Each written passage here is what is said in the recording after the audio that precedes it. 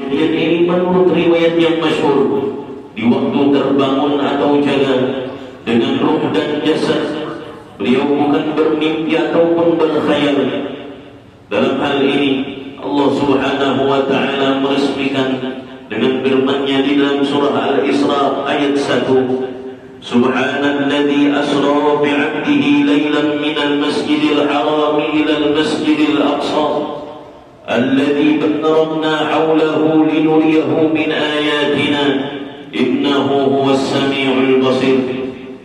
Artinya maha suci orang yang menjalankan hambanya di pada malam hari dari Masjidil Haram ke Masjidil Aqsa yang telah kami berkahi sekelilingnya, agar kami perlihatkan setengah daripada tanda-tanda kebesaran kami. Sesungguhnya Dia maha mendengar lagi maha melihat. Saudara-saudara ikhwanul muslimin rahimakumullah, selain daripada itu, Rasulullah sallallahu alaihi wasallam di dalam kejadian yang sangat luar biasa itu banyak menemui berbagai macam kejadian. Ada yang menakutkan atau menyedihkan, ada pula yang menyenangkan dan menggembirakan.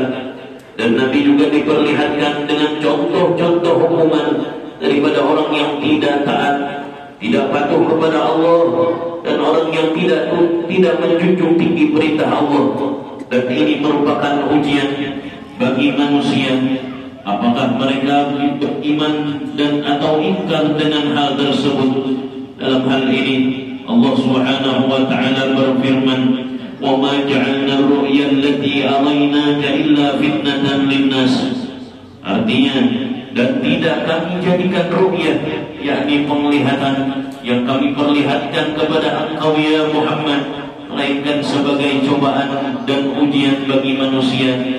Peristiwa tersebut merupakan peristiwa yang sangat luar biasa dan istimewa. Oleh sebab itu, peristiwa itu sulit sekali diterima oleh akal dan pikiran, kecuali dengan iman atau keyakinan yang mantap.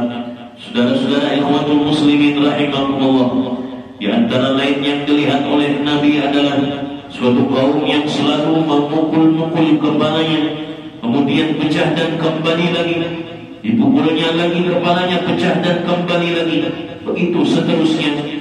Lantas Nabi bertanya kepada Jibril, "Wahai Jibril, tamsil apa itu?" Jibril menjawab, "Mereka itulah umat engkau yang berat kepalanya untuk melaksanakan sholat 5 waktu."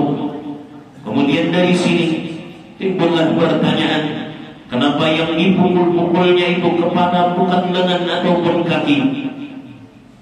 Yang pertama, jadi yang dipukul-pukulnya itu kepala adalah karena orang yang tidak sholat itu sombong, tidak mau ruku, tidak mau sujud, tidak mau tunduk dan patuh kepada Allah Subhanahu wa taala.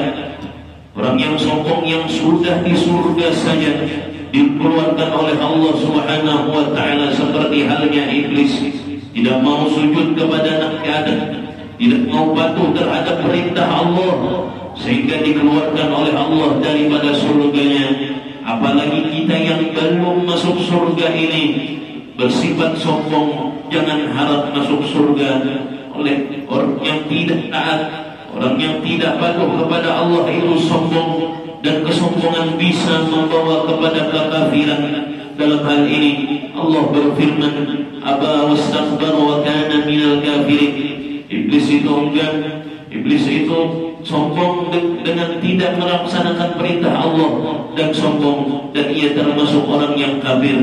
Saudara-saudara ikhwan muslimin rahimakumullah. Kemudian yang kedua, kenapa jadi yang dipukul-pukulnya itu kepala adalah karena di kepala lah letaknya akal. Artinya orang yang tidak sholat itu tidak mensyukuri nikmat akal. Oleh karena itu orang yang diwajibkan sholat adalah orang yang mukallaf. Artinya Islam balik dan berakal sehat. Manusia kalau tidak punya akal, tiada harganya di sisi Allah dan di sisi manusia sekalipun. Maka oleh karena itu kita sebagai manusia yang berakal wajib mensyukuri nikmat akal dengan mengerjakan perintah Allah dan menjauhi segala larangannya. Dan apabila manusia mau taat, tunduk dan patuh kepada Allah, derajatnya lebih tinggi daripada malaikat. Dalam hal ini Allah Subhanahu wa taala berfirman, "Wa laqad karramna bani Adam." Artinya, dan sungguh kami muliakan anak Adam, yakni manusia. Dan sebaliknya, kalau manusia tidak syukur dengan nikmat akal, tidak taat dan tidak patuh kepada Allah, maka derajatnya sebagai manusia lebih rendah dan lebih sesat daripada binatang. Dalam hal ini Allah Subhanahu wa taala berfirman, "Ulaika kal an'ami bal hum adall."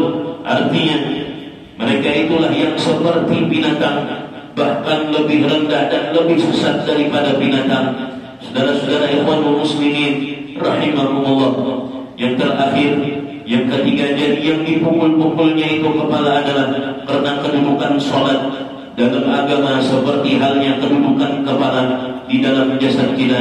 Kalau kita punya jasad tanpa kepala, maka jasad kita tidak akan hidup. Begitu pula agama kita, karena sholat menentukan hidup atau matinya agama kita. Dalam hal ini Nabi SAW bersabda, "As-salatu imaduddin, faman aqamaha faqad aqamaddin, wa man tarakaha faqad hadamaddin." Artinya, salat merupakan tiang agama, dan barang siapa menegakkan salat, maka ia menegakkan agama. Dan siapa meninggalkan salat, maka sesungguhnya dia meruntuh dan merobohkan agama. Jelas menurut hadis Nabi tadi, bahwa orang yang mengerjakan salat berarti orang yang dia mendirikan atau memperkokoh agama. Karena salat itulah yang sebenarnya menjadi tiang agama. Dan apabila seseorang tidak mau salat, maka dia telah menghancurkan atau merobohkan agamanya. Saudara-saudara ikhwanul muslimin rahimakumullah, akhirnya marilah kita mengerjakan salat dengan sebaik-baiknya, sehingga salat kita menjadi sempurna, dan mudah-mudahan salat kita diterima oleh Allah Subhanahu wa taala dengan sebaik-baiknya, dan mudah-mudahan kita termasuk orang yang berbahagia baik di dunia maupun di akhirat nanti. Amin amin ya rabbal alamin. A'udzu billahi minasy syaithanir rajim. Fa idza qadaytumus salata fadhkurullaha qiyaman wa qu'udan